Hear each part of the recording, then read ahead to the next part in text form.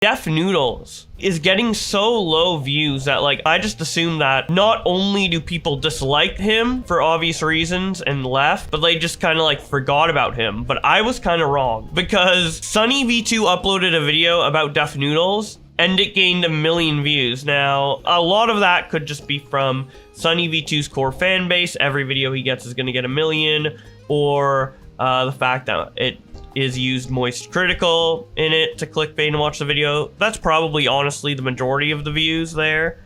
But I was surprised that a video talking about Def Noodles has 1 million views in 22 hours. I would have never expected that. I guess it's just proof of how good his marketing is, or he's such a big YouTuber that anything he covers will instantly get views. But regardless, it's interesting, so I figured we'd watch this. This might be like a lot of people's first introduction to Def Noodles. I'm kind of curious how he summarizes this, because it's 10 minutes. But the Def Noodles story, I feel like can't really be adequately explained in just 11 minutes, but we'll see.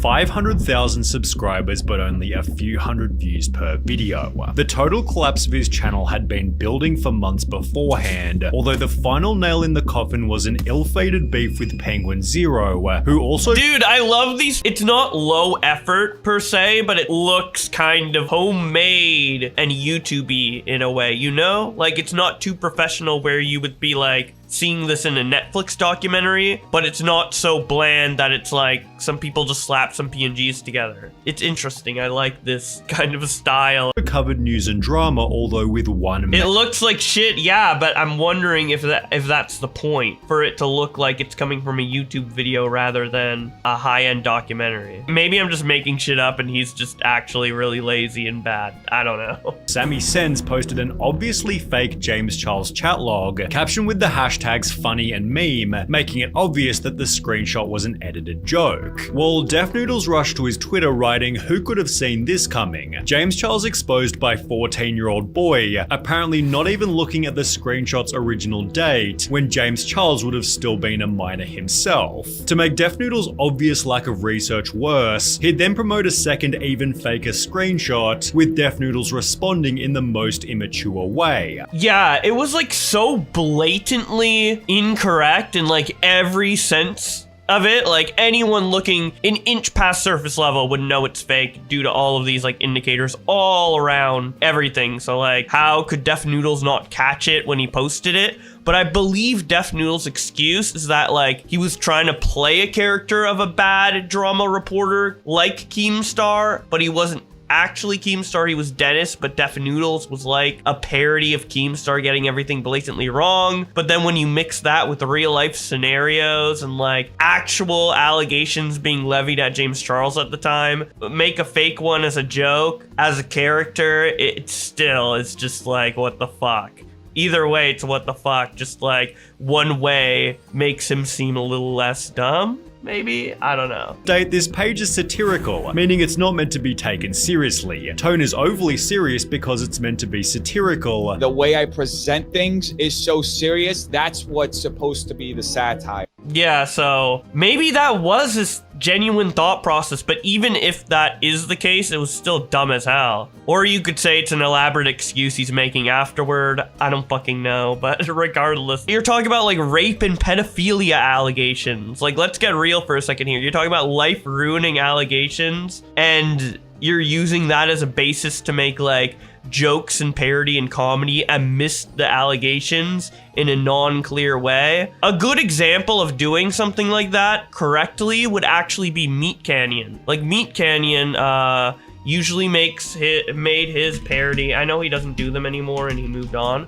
But like he had these parody things like James Charles. Yeah, like this one, and it usually happens like kind of after the controversy's done or like kind of amidst it, but then obviously you have this disclaimer, which I don't even think is fully necessary, but you do have that anyway. And then like everything is like so over exaggerated and like crazy looking and stuff that it's like, okay, this is a joke. This is a parody on something real. That's a good example of doing a parody. What fucking Def Noodles did? No. Now I'm asking myself, was there a way where it could have been done properly? Like, do you think that there could have been or could be a kind of drama alert-esque kind of parody news account that takes real news but like parodies it in such a way where it's a joke. I mean, I know there's like this Twitter account called Hard Drive Magazine where they make like overly satirical, you know, articles like Hollow Knight fans watching the Oscars just in case, you know, to get the announcement of their next game because they've been waiting so long. They're going to any award show to, you know, I'm just explaining the joke like it's hard. But yeah, it's about current events. Like you have the Sweet Baby Inc. confirms you need no prior knowledge of Gamergate to enjoy Gamergate 2. This is kind of a parody news thing, and I think it works. So maybe DefNoodles could have pulled it off for YouTuber drama. It would have to be extremely obvious, and it would probably have to avoid extremely serious topics like pedophilia allegations, right? So I think it could have been done, but DefNoodles just really failed because he made it like way too ambiguous. And he made it too quantity over quality. Because if you're gonna make that like your entire parody gimmick, you wouldn't want to be like spamming tweets every single day like DefNoodles did back when he was doing that. Well, it wasn't every single day there was a tweet. There was like 30 tweets or 50 tweets every single day. Like every single hour, half hour, there was like a tweet. I think he might have like made them and scheduled them in bulk or something. But if you're gonna do a parody like that, you kind of want to post more infrequently so that people can like look at your post for longer and kind of get the joke and like see the series of tweets that are a joke easier because they don't have to scroll through so much. Like they can see the last month of your tweets on one page instead of just the last 2 days, you know? And then maybe you're more like deliberate about like how you word things and how you make each parody post. I think maybe it could have worked. It could have been a good, fun gimmick, but the thing is, that's not what ended up happening. And then also he conflated his actual opinions as Dennis and him as the character Def Noodles like all the time to the point where it just looked like, and maybe it was, an excuse. Like it feels like the whole character was an excuse and not like a concept he had at all because he just kept conflating the opinions of like, oh, it's Def Noodles speaking or whatever. Because the parody account gets even more complicated if you as a parody are interacting with other people in the community who are portraying their real selves, but maybe with just like a bit more, you know, accentuation or outgoingness or performativeness due to being online and speaking to an audience. Like if the other guy that the parody's talking to isn't in on that guy being a parody, then it gets like extremely muddied and doesn't work even further, and that's what happened. Or maybe Def Noodles is just like a complete retard psycho and I'm literally just like making up like theories in my head as to why he could be this dumb, but maybe he's just that stupid. I don't fucking know. This move backfired terribly, as Keemstar would give Def Noodles— Dude, that fucking face and zoom out, wait, what the fuck? Def Noodles has allegedly groomed girls from ages 12 to 15. Big YouTube— Dude, the timer going up? Wait, the minutes are going up as it's getting typed. So does that mean like Keemstar is typing this at like 1 word per minute or like 2 words per minute? I mean, he is dyslexic as fuck, and as a dyslexic person myself, I take a really long time, or longer in comparison to the average person, to like type a tweet or something like that. I always have to double check if I misspelled something and I'm slow to type or whatever. So if he was doing this graphic on me, it would kind of be accurate, and since Keemstar has dyslexia, maybe this is accurate. I pay attention to little weird details. I don't know. I'm autistic as fuck, bro. Source: victims are scared of him and wish to stay anonymous but may come forward soon. But dude, the timer is going up so fast, dude. By lawsuit. I am now suing him to clear my name of these false allegations and to hold him accountable for no— Is that his real voice or his character voice? It sounds so like high-pitched and nasally. I really shouldn't be talking because I'm like somewhat sick, so my voice might sound nasally right now, probably does. And I can have a weirdly high-pitched tone at times, but the way he's reading it, it just feels like a character. He sounds the exact same as when he's trying to play a character. So because of that, I think he's a character. But maybe it's the other way around. It probably is the other way around. Then responding to the— You met this guy? Yeah, I actually did meet Def Noodles in real life. Yeah, in real life, he kind of did act more normal than he did online. I think because of that, meeting him in real life, I do think that like he was genuinely attempting to do a character, but like he just did not make it clear at all. And like for the reasons I said, the way he was going about it just wasn't working due to like posting so much like acting and inserting himself as a parody in the ecosystem of creators who aren't parodies, not knowing that their fellow creator is a parody, and then having legitimate arguments with them and interactions and everything. It just, the way he went about it completely did not work. But I do genuinely think he made a lot of mistakes, and he is kind of like not the greatest person, but I don't know. Maybe I get like biased towards people when I meet them in real life. I don't know. It just feels natural. But yeah, I mean, genuinely, that's kind of like my takeaway, right? So I am now suing him to clear my name of these false allegations and to hold him accountable for knowingly making false accusations. And as summarized by a comment reading, he's been spiraling since the Keemstar lawsuit announced. Yeah, he really didn't sound like that when I met him in real life. He sounded more normal, I guess, in the tone of his voice or whatever. But I mean, it is a different scenario. He was maybe distressed. I don't know. That whole lawsuit with Keemstar, that is like one of the most confusing, weird things. I mean, there's been a lot of weird and confusing things I've seen online, so I don't know if I can say ever. I guess in the way that like I have no idea why it happened. Like with other crazy scenarios, maybe I can get into the head of the psycho a little bit and be like, okay, I can understand why in their mind this can link to that and they can do that because of that. But in that scenario, it was like, yeah, I could see how DefNoodles would be upset at Keemstar's tweet, maybe get angry, maybe even threaten a lawsuit, but go through with it and then try to like recruit other people who've been defamed by Keemstar. And I don't know even how it ended. I think maybe they settled, or he ended up dropping it eventually or whatever, or he just flat out lost. I forgot, but it really didn't go anywhere. Some people were rallying for it. I think H3 talked about it on his podcast. He's like, yeah, he's going to sue that gnome. But then like nothing really came of it. It was just like, I don't know what he expected. I don't know what the goal was there for him. It seemed like a really short-sighted and weird decision. So I don't really know. I don't understand. Despite suing Keemstar for falsely tweeting about him being a pedo, DefNoodles went on to do this to another YouTuber named Papa Gut, while adding "put this MF on a watch list. He looks mad suspicious." Yeah, at a certain point, he was just going insane with the hypocrisy. I think at this moment, maybe he was starting out by trying to play a character, but then he went about it the wrong way, and then he legitimately like went crazy and like mixed his real personality mentally with the character, or just said fuck it and decided to go full schizo on Twitter. Because I definitely remember when he had this profile picture, he was crazy as shit. He was batshit crazy. When he had the like profile picture where it's just, I think it's in the thumbnail for my Twitter versus DefNoodles, because I made kind of an early one on him before like he got to be a bigger figure. But he had like the cartoon head that's just like screaming or whatever with the cat ears, and he was like, what are your thoughts or whatever. Like that's when I feel like he was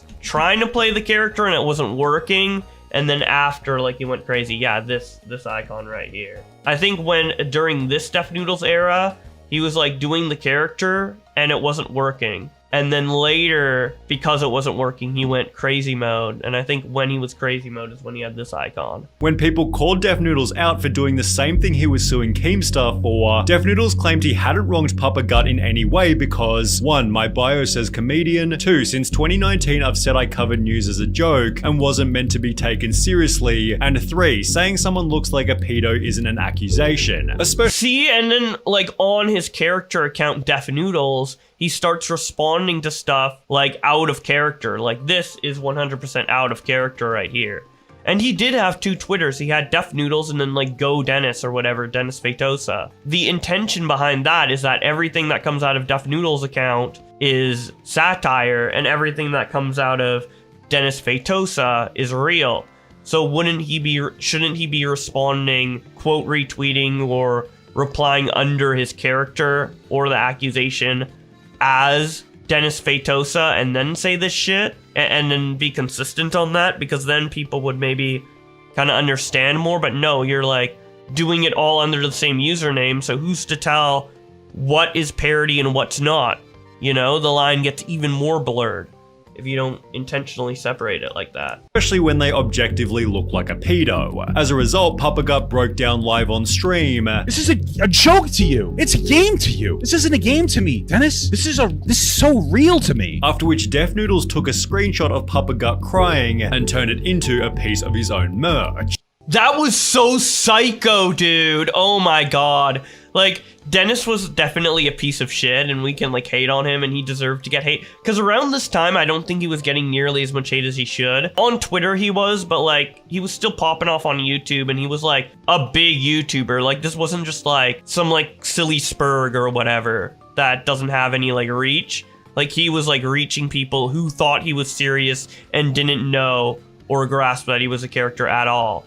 And rightfully so, because he didn't make that distinction very well. You know, I've bridged a lot of the gaps and done a lot of guesswork in my head to even make his excuses make sense. And I could even be wrong with that guesswork. So, like, the fact that I don't even know the full extent of it, you know, his audience obviously took him seriously. And a lot of stuff he would tweet, he would also make videos on too. Like, he straight up slandered me in one of his videos. I had to, like, make a response to it and everything because his videos got, like, over 100k views. So, as funny as this is, Def Noodles was definitely, like, a problem at the time, but looking back on it, bro, this is so funnily brutal. Like, it's brutal in a funny way, bro. Like, this is crazy, dude. The guy, like, cries, like, this is real life, dude. Don't accuse me of being a pedo. And then you're like, introducing Cry About It merch. Fuck you, cry baby. Lol. Limited time only. Like, that is so funny. Holy shit. I don't miss Def Noodles in the sense that, like,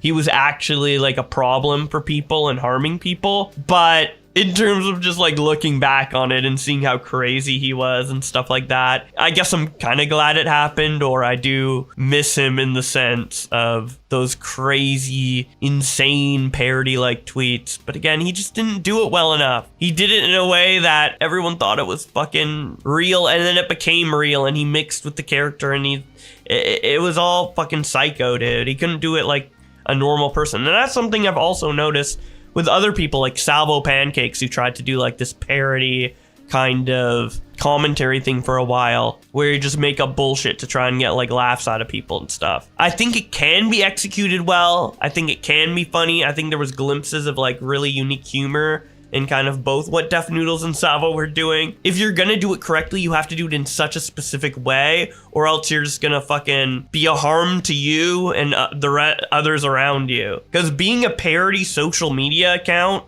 like especially in the drama space, as like trying to be a player and interacting with people who aren't doing parody bits, or don't even know if you're doing a parody bit, that'd be my number one advice if someone were to reattempt this, is just don't interact with people unless they know you're a parody and it's like a super planned collab and scripted thing or whatever. Like, make it super, super clear. And then I think it 100% could work. But no, if you do it like them, like, it's happened twice already. We have 2 case examples of it. You fucking just go crazy, nutto insane. Again, I think Salvo literally divorced his wife over fucking YouTube drama with Keemstar show. Like, really? Holy shit, bro. Or maybe all these people are just crazy. I don't know. There's something about, like, the brutalness and, like, even if it's, like, not true or over-exaggerated or dickish, it's just so funny to see just from, like, an entertainment standpoint, you know? Like, Cry About It merch. That's insane. In addition to reporting the news, Def Noodles had made the claim that he was apparently a professional comedian. He'd state, I have a... Apparently... I love that he added that in the script. You can tell that he has little biases and jabs that he like puts in the video. Especially the classic one is when he brings up a comment that has like 0 likes to be like, this is what people are saying, and it just happens to be his opinion, but the comment has 0 likes, so he can be like, oh, I was just reading someone else's opinion. It isn't mine. Like, that's the classic one, but that's the spice to SunnyV2's videos. The little subtleties. Basically every major theater and comedy venue in New York and LA. Every stand-up place, every place that you can think of and you can find on Google, I've performed there. That was just such cope, dude. Like, you don't fucking be like, see, this is why I'm really funny. Like, maybe if it was a different occupation, yes, like, oh, I'm an engineer because I went to all these engineer courses and I know all this and blah, blah, blah, blah, blah, blah, blah. But, like, when it comes to being funny, if people just don't think you're funny, then you're just not a good comedian to that person. So, like, trying to prove it with, like, credentials, like, oh, I learned to be funny at funny.com, like, funny HQ, I went to Funny University, like, I studied comedy, like, bro, Bro, it's such cope. Which DefNoodles went on to prove by showing an awkward, unfunny clip of him performing live.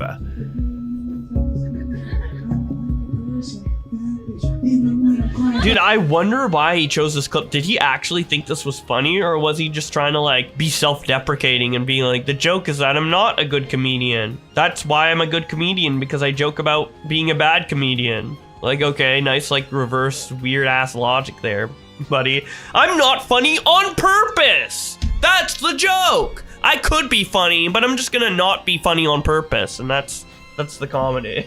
Like what? Yeah, I got boy problem. Like meta comedian, post irony meta comedian. Being waterboarded while Baby Shark plays on loop at max volume in the background, and 2 CIA torture experts electrocute the tip of my penis with tweezers. This guy went fucking crazy nutto, bro. Holy shit. A loss of 3,000 subscribers and thousands and 30,000 subscribers. You're so unfunny, 30,000 people say, never mind, I'm not watching. Like people who used to think you were funny just stopped believing and left in droves. Because rather than casting a bunch of local comics, DefNoodles chose to invite his mortal enemy Salvo Pancakes. Salvo has been slinging his snake for the last fucking 23 hours after hearing that. Oh my god, bro. He'd get his revenge by walking through the crowd and onto the stage, signing his own Salvo Pancakes posters, completely disrupting the show. Dude, is SunnyV2 gaslighting me, bro? Because I like seriously don't remember there being like multiple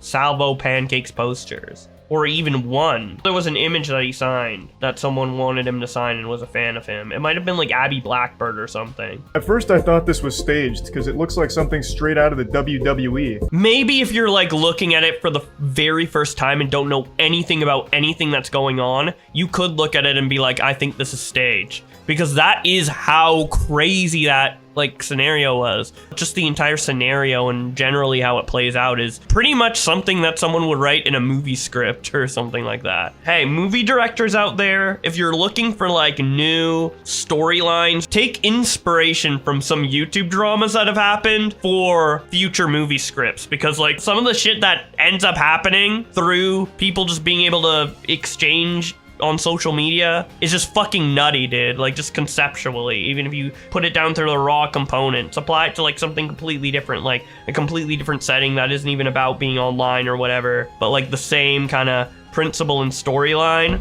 it would be great. I would watch a movie based on, probably the best example would be Chris Chan, right? Like an entire movie or TV series, character similar to Chris Chan going through similar things that Chris Chan goes through, except just like reworked into a completely different character, you know, made into a movie or TV show. And it's fictional, but it has like a lot of those elements and same things that, you know, happen with Chris Chan. That would be crazy. That would be a crazy good show. We need some movie directors to like go through all the old After Hours, like the last 300 episodes. They just binge watch Augie RFC After Hours and start writing a script, bro. It needs to happen. The headshot came with Penguin Zero's 4th DefNoodles video, totaling over 10 million views worth of DefNoodles criticism. SunnyV2's kind of brutal in this, the way he like shows stuff and like accentuates it, like, and then this is the headshot when he got destroyed by Charlie for a 4th time with a combined total of 20 million views. Like,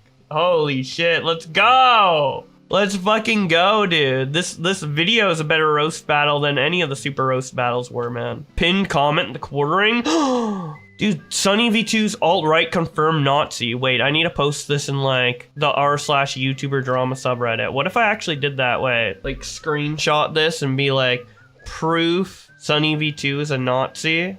Oh, and the comment is, I just peed in my basement. This is so perfect. Proof that SunnyV2 is a Nazi. Proof that SunnyV2 is a Nazi.